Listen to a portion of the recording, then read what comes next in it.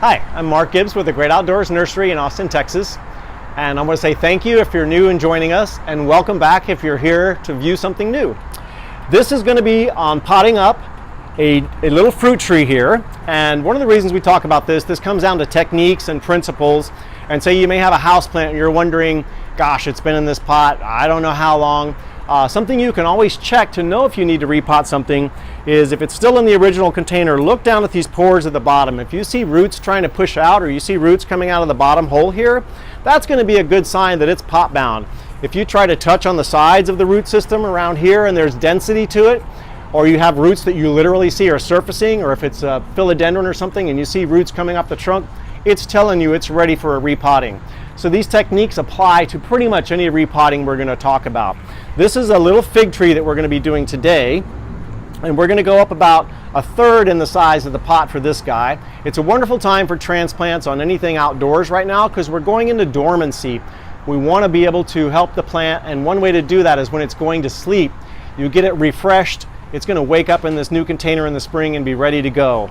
So one of the things you look at is depending on what you want to repot. There are different soils for different plants. So we're using the Happy Frog. This one has mycorrhiza and humic acid, which is phenomenal for helping settle this root system down and getting it to expand. We do have ocean forest, we have strawberry fields, we have a soil conditioner type, raised bed planting soils. So there's lots of ways to amend different areas, and we can help you locate that in the nursery. And then there's also Happy Frog fertilizers, which we love, or MicroLife. These Happy Frog fertilizers have mycorrhiza specific to the types of plants that it's going to be going in. So you want to use these. There's a little chart on the back of the bag that'll tell you how much, depending on the size of the plant, that you want to mix into your soil base. We're using the fruit and flower here because we're doing a little fig tree, but there's probably 9 types of this that we carry. So depending on the type of plant you want to repot, the reason we're using this, that mycorrhiza, when you see us putting it in here, and I'll be mixing it at different levels, it's going to help that root system spread out, and every time that root system spreads, the mycorrhiza is going to go with it. So I've got a little piece of Magnum Moist.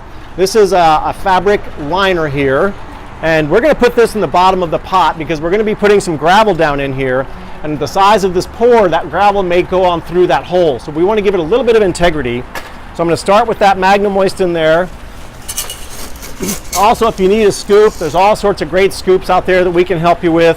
I'm going to put about 1 inch of this gravel down into the pot here. I'm going to spread that out and make a nice little pocket over that Magnum Moist. Again, the Magnum Moist is just going to keep that from going down through. It'll hold it in place. And now I'm going to take another layer of Magnum Moist and put this on top of our gravel. So some people will go, well, why are you putting that on top of the gravel? Well, once we start watering this, that soil is going to start dipping down. We want to keep the soil from getting down into this rock and trying to wick too much. It may get soggier down there than we want it to. This Magnum Moist will keep that soil from settling in those pores. So we're going to do that. Now I've got my little fig. At this point, I'm going to get some of my Happy Frog here, and I'm going to put a nice big scoop in the bottom of the pot. And with that scoop, what I actually do on the first scoop is make a little mountain. This little mountain will start us off ensuring that when we go to water this, that the crown of the plant doesn't drop down in the pot. We want that crown to stay a little bit higher. So having this little mountain is a great way to preserve the integrity of that crown when we start watering it. Next thing I'm going to do, I'm going to leave this in the pot just for a minute. The plant doesn't need to be any deeper than it is in the pot that it's in now. So as you can see, I'm putting this in there. Once I take it out, this level is going to be perfect with the lip of our pot. So one of the things, again, this guy is a little root bound. That's one of the reasons we chose him. This is a little Texas everbearing fig. There are all sorts of wonderful fruit trees you can do here. Just let us help you decide whether you're getting in pears or peaches or plums. Some of those guys you need 2 of to get cross-pollination. You just can't have one. Some of them aren't self-fertile, so you need us to help you with that. Let us know. Figs happen to be self-fertile, so you only need a onesie on these guys and you're going to get plenty of fruit. The Texas everbearing is a great one, and you can see these roots were already trying to turn in and girdle a little bit. So we call it tickling the roots. We don't want to come in here and bash it. We don't want to break up the entire root integrity. But we do want to tell these roots on this outside edge to go away from mama. That's very, very important to have these roots going away from her. If they keep curving like that and get woody, they'll actually strangle her. That's called girdling, and that's a negative.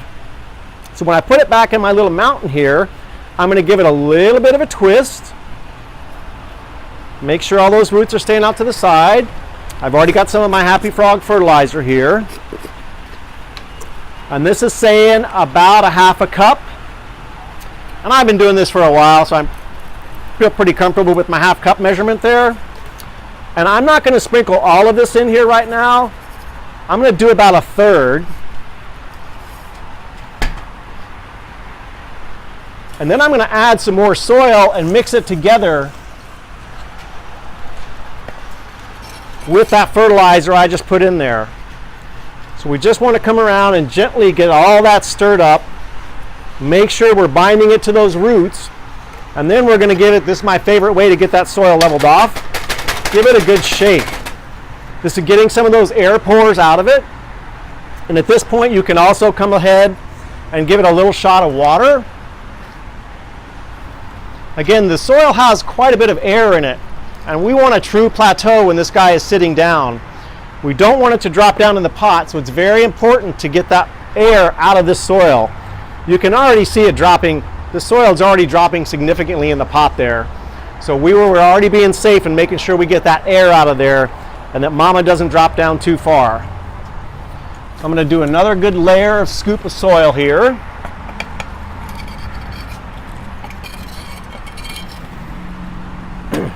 I'm going to give her a little bit more on the Happy Frog.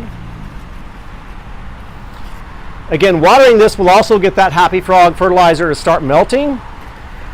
And I'm going to give it another good shaky shake, shake, shake, shake. Again, we could see that drop down almost immediately. That dropped right down into those pores from the previous layer we just did. So I'm going to get another layer. Round about. This is a nice, good, hefty scoop.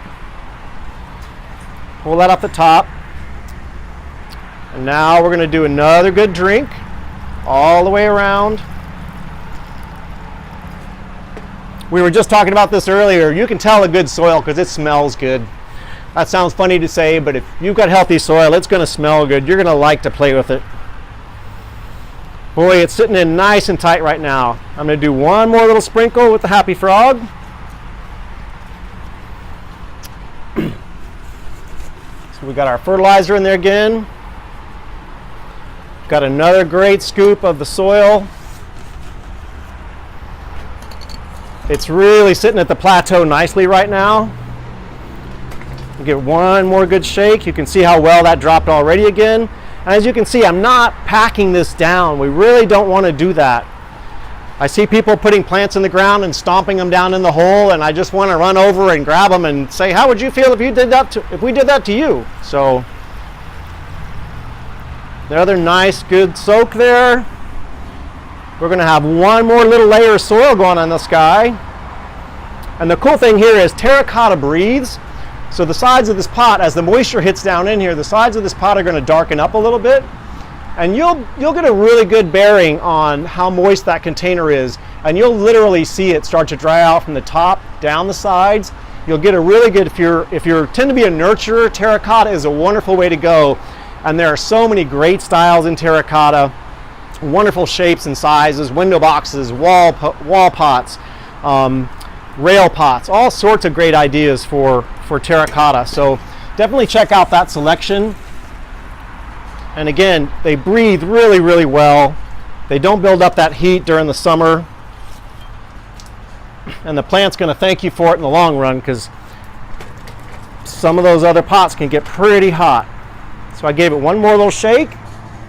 We've got our fertilizer at 3 different levels now. Got one more good soaking. It's definitely running through. I'm sure you can see that down there. It's running through the bottom of the pot, so we know we've got good drainage. That pore is not closing up on us.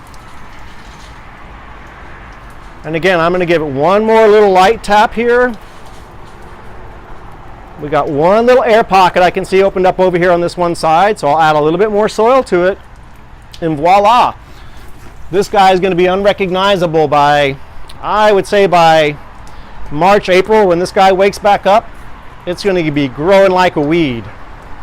and hopefully fruiting away at the same time. So if you have any questions, you need any focus help on finding soils or fertilizers or fruit trees, please come in and ask us. We'd be glad to help you out.